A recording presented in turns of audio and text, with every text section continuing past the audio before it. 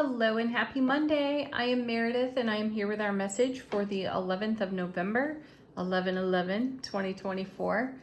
We'll be using the Gilded Tarot for our message today. We have the Sun in Scorpio, the Moon is in Pisces. Ooh, lots of water there. And of course we have our amazing retrograde still going on. How's your intuition, by the way? Is it peaked? I wouldn't doubt it. All right, let's see what the cards have to say. Our first is very nice, Ace of Wands. Excellent. You know what to say, what we say about the aces, right?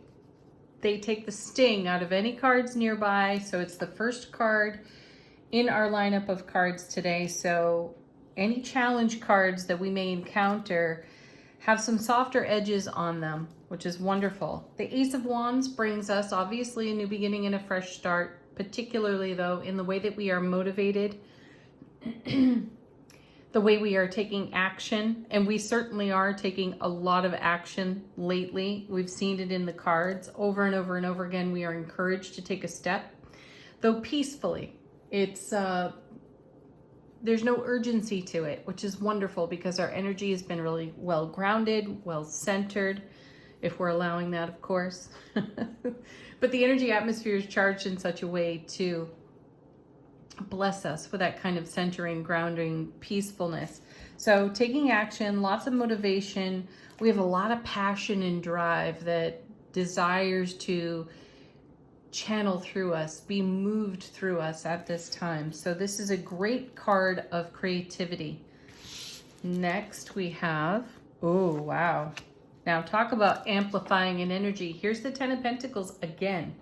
It's coming around for us another time. We saw a lot of this card in last week's readings. It's been kicking around for quite a while.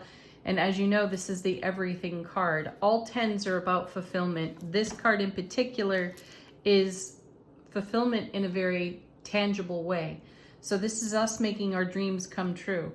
And this is the kind of energy that desires to channel through us, through this Ace of Wands, through our passion, fire, creativity, our motivation and drive. We are absolutely moved to lean into the direction of the fulfillment of the Ten of Pentacles here. We're already living it. We're already experiencing it.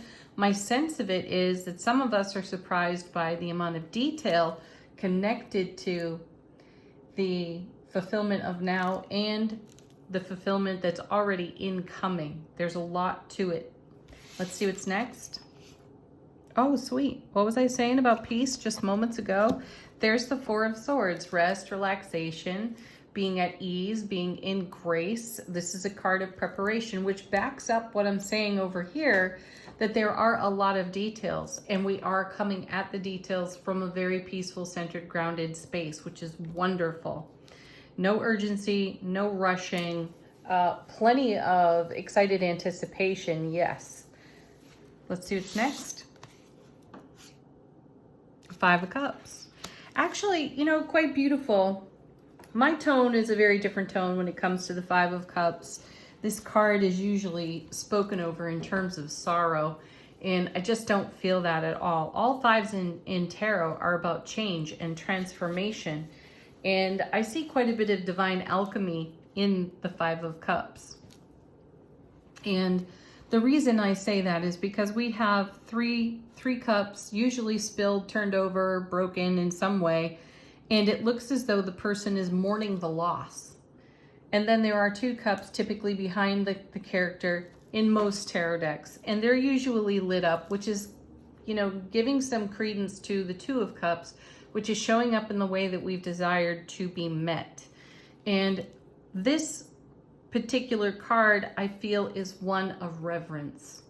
It's having reverence for all that has come to pass that shapes the now.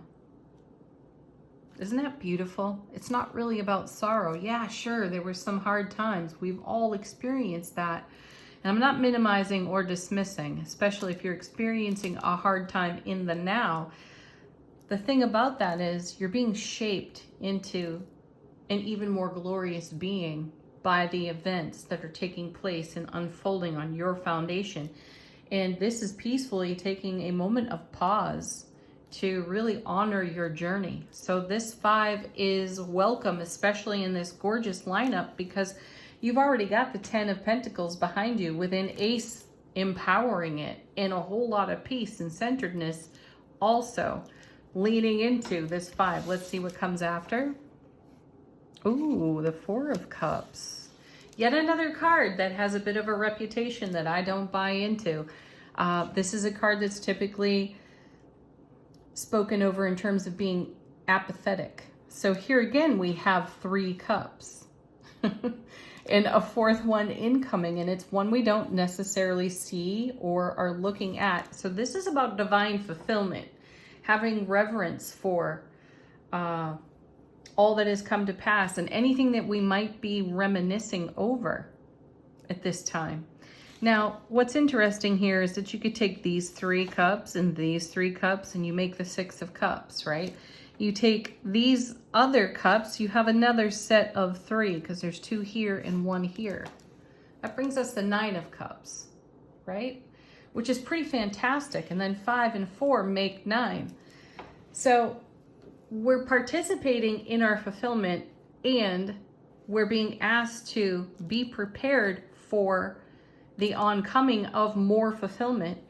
There is a lot of detail to that. We have a lot of motivation for it, which is wonderful. And as you review, reminisce, have reverence for whatever is evolving in the now and rippling out into the oncoming, there are action steps to be taken that will come to you rather intuitively.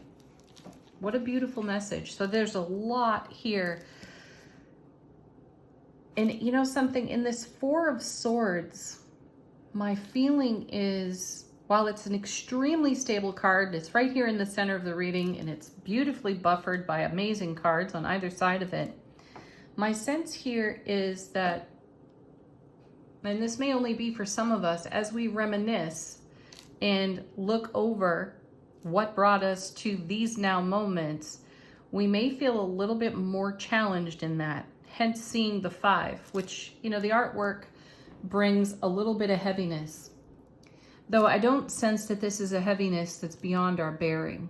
It's just an acknowledgement of, wow, I made it. I did that. I made it through that. And look where I stand now. And look at how much more I stand to inherit from the investment of my pure raw love and authenticity in the now moment. Powerful. Let's see what's going on the bottom side of the deck. How's the universe helping us out behind the scenes? Our first card is wonderful. King of Pentacles. You want stability. There it is. Stability in our divine masculine energy and in the way that we're taking action. We're taking measured steps, very well thought out steps, which is beautiful, while we simultaneously take action in a very synchronistic way on the incoming intuition. So as it arrives, we are taking action with.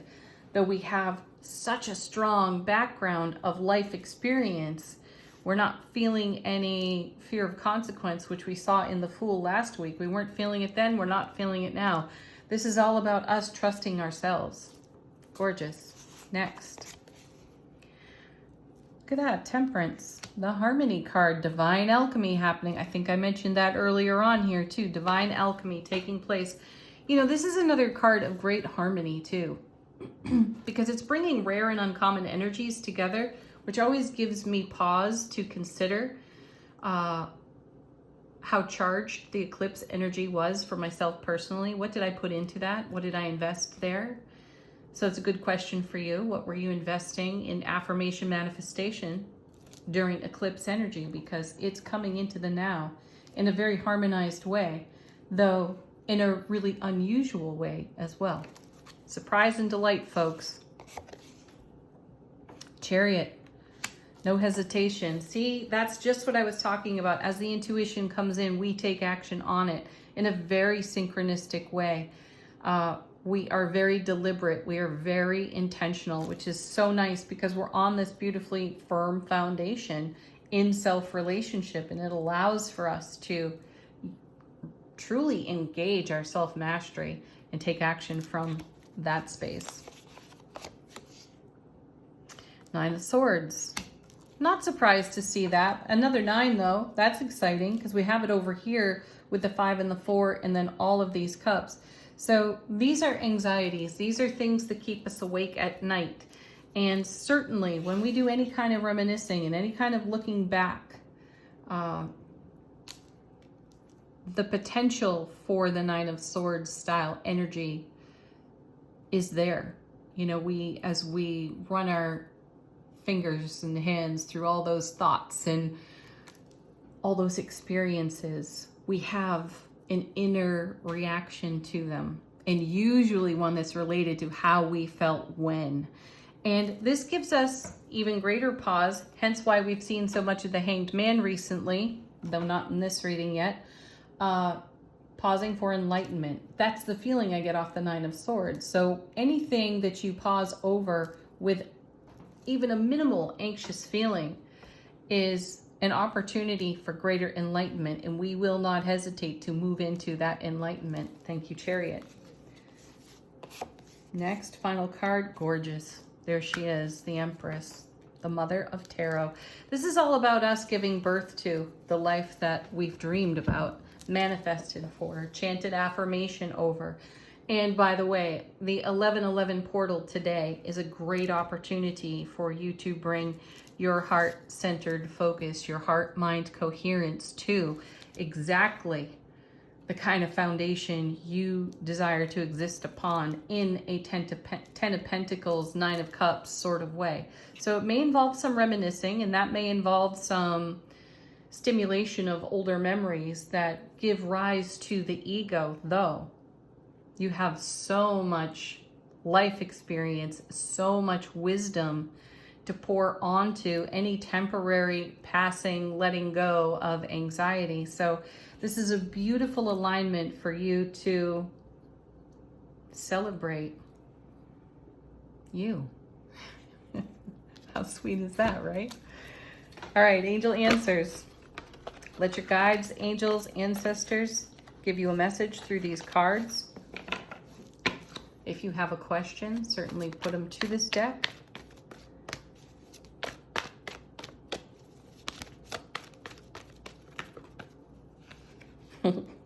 This one back again. It's up to you.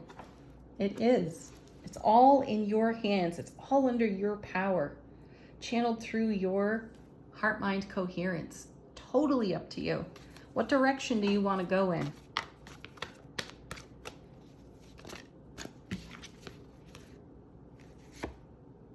Yes. How sweet. I always feel connected to the High Priestess when I see this soft, sweet, non-emphatic yes. It's a sweet, simple yes. And that's the feeling that comes out of the High Priestess for me. She's the oracle, the inner oracle. This is a nod to our intuition. Listen for your yeses. And coming with that was recovery. Yes, harmonization of energy. Again, why we may be taking pause to reminisce. Again, why we may be triggered to a little bit of anxiety, though temporary in passing. We're recovering from old stories, old experiences, old tales that we continue to tell ourselves in the now. We are deprogramming the old program. So the recovery card is very key in that experience, that process. You're ready? More ready than you probably realize. The situation will improve. I feel the situation has improved already. And it's more about having the tactile earth plane experience of readiness in these now moments. So again, trust yourself. Final word from angels and ancestors. How is our soulful presence informing our waking consciousness? And we have the Peacekeeper coming back to us again. Let go of the need to be right. Let go of the need to listen to your ego tell you that you're right. Expand your awareness and take responsibility for the good the unfavorable, the beautiful, the amazing, and some of the messy ugly that's come to pass as well. You don't need to be right. You just need to be happy. So make that choice for yourself. Have the most beautiful Monday 11/11 ever. Peace, joy, namaste.